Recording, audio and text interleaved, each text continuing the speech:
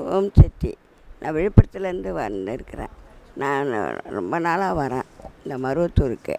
எனக்கு உடம்பு சரியில்லாத நேரம் என் உடம்பே என் பூரா வியாதி தான். எவ்வளவோ அப்பா செலவு பண்ணி பார்த்தாரு, எவ்வளவோ பண்ணி பார்த்தும், ஆனால் மருவத்தூருக்கு மட்டும் வரல, அந்த இது கொடுக்கல. ஒரு கல்யாணத்துக்கு வந்தோம் மெட்ராஸுக்கு, பஸ் ஏற வந்தோம். நேராக விழுப்புரத்தில் போய் இறங்குன்னு சொல்லிட்டாங்க. ஒரு சிவப்பு புடவை கட்டினாங்க ஒரு அம்மா. அவங்க பக்கத்தில் வந்து உக்காந்த இடம் இருந்ததுன்னு இப்போ அப்படியே நெளிஞ்சிக்கின்னு கொண்டுன்னு உக்காந்துருக்குள்ள நீ இறங்கு மருவத்தூர்லன்னாங்க. ஐயோ எனக்கு பழக்கம் இல்லை, எங்கே இருக்குன்னு தெரியாதுன்னு சொல்லிட்டேன்.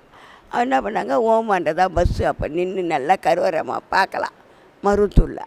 நேராக கிடுகிடுன்னு ஓட்டான் கருவறைக்கிட்ட. அந்த அம்மா வந்து கருவறைம்மா, இவங்க வந்து கருவறை பண்ணிக்கு வந்தவங்க, நீ ஏன் உள்ளே வந்தேன்னு என்னை கேட்டாங்க. பாயே திறக்கல. அப்போ போய் நின்று கும்பிடக்குள்ள ஒரு செகண்டில் அப்படின்ச்சு அம்மா, கருவறம்மா. எனக்கு அப்படியே அழுக வந்து நின்றுட்டேன், ஒன்றுமே பேசலை.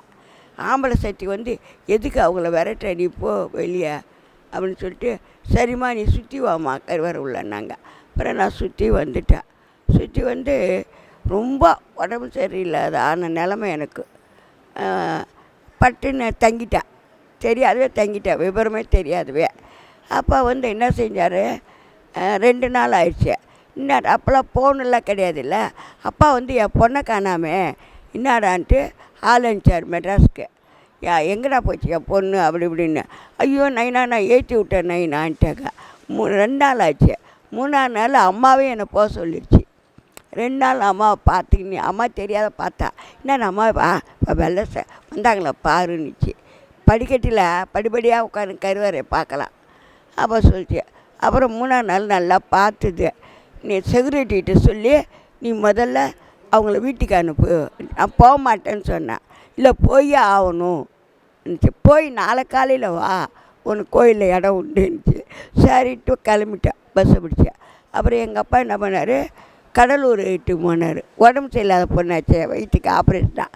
அங்கே போய் எக்ஸ்ரே எடுத்து பார்த்தா ஒன்றுமே இல்லை. நீ எங்கே போனேன்னு கேட்டாங்க. என்ன, நான் எங்கேயும் போகலாம், மருவத்தூர் தான் போனேன்னு சொன்னேன். என்னம்மா ஒன்றுமே இல்லை உடம்புல உனக்கு, எல்லா டாக்டரும் என்னை நடுவில் உட்கார வச்சு ரொம்ப இது பண்ணாங்க. ஐயோ என்னம்மா அவ்வளோ மகத்துவம்மா. இங்கே என்ன பண்ண, 2 நாளாக வெறும் தீர்த்தத்தை தான் குடித்தா. கருவறை தொட்டியில் இருக்கிறவங்க ஒரு லிட்டர் தீர்த்தத்தை, வேறு எதுவுமே நான் சாப்பிட்ல. 3 நாள் கணக்கு வந்துடுச்சு சாதனா. அதே சாப்பிட்டா ரவை காப்பி அவங்களே வாங்கி வந்து கொடுப்பாங்க. 1 ரூபா பொங்கல், எதுவுமே சாப்பிட்ல, பைசா எடுக்கல. ரொம்ப ஓவராக இருந்தது. தீர்த்தத்தை குடித்து கொஞ்சம் மாதிரியாக இருந்தது.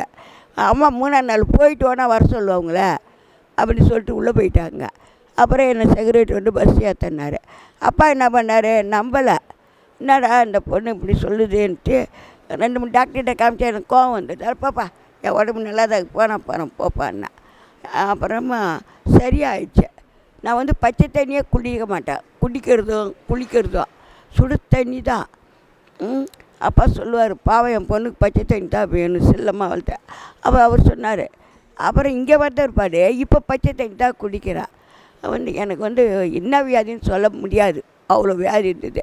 எல்லாம் நல்லா போயிடுச்சு என் உடம்புல. இப்போ கூட ஸ்கேன் எடுத்து பார்த்தாங்க, ஒன்றும் இல்லை, என் உடம்புல சூப்பராக இருக்குதுன்னு சொல்லிட்டாங்க. எனக்கு எதுவுமே தலைவலியாக ஜுரமாக இங்கே வந்து ஆரம்பத்தில் தங்க நம்பார் ஃபஸ்ட்டில், அதுலேருந்து சூப்பராக இருக்கிறேங்க. எனக்கு வந்து எதுவுமே கிடையாது, பிபியா சுகரா ஒன்றும் கிடையாது. சாப்பிட்றேன், நல்லா இருக்கிறேன். திரும்பி 7 வயசு வரைக்கும் நடக்காதாங்க, அந்த கால் வலினா வலி.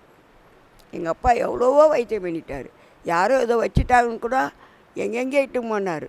மருவத்தூர் வந்திருப்பா, நான் வர முடியாதுன்னு சொல்லிட்டேன், ஒரே அடி அடிச்சுட்டேன். எனக்கு ஒன்றும் இல்லைப்பா, நீ ஏன்ப்பா பயப்படுற பாப்பா அப்படின்ட்டேன்.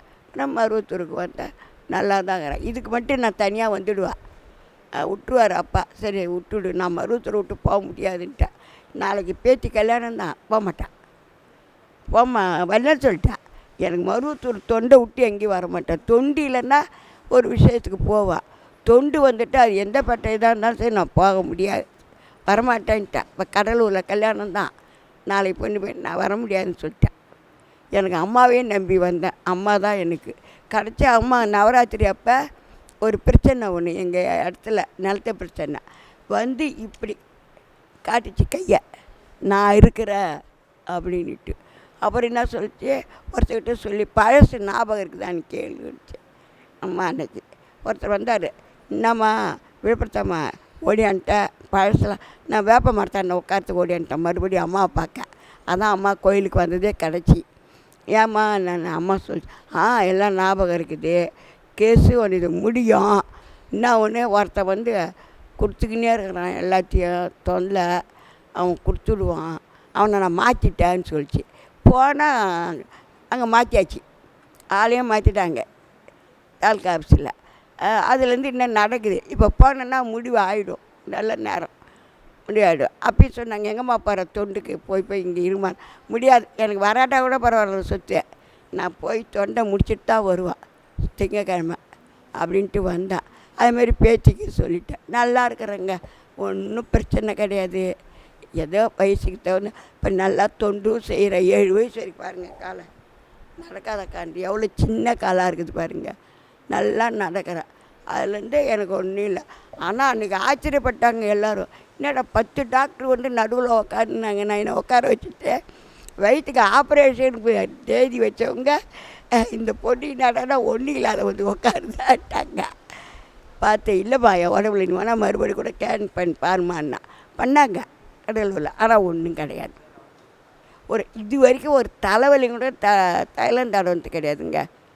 ஆமாங்க, காயால் இதுவுமே கிடையாது. சூப்பராக இருக்கிறேன். அம்மா முக்கிட்டே தடவை ஆஸ்பத்திரியே போக மாட்டேன். ஆமாம், நல்லாவே இருக்கிறேன் நான் சூப்பராக.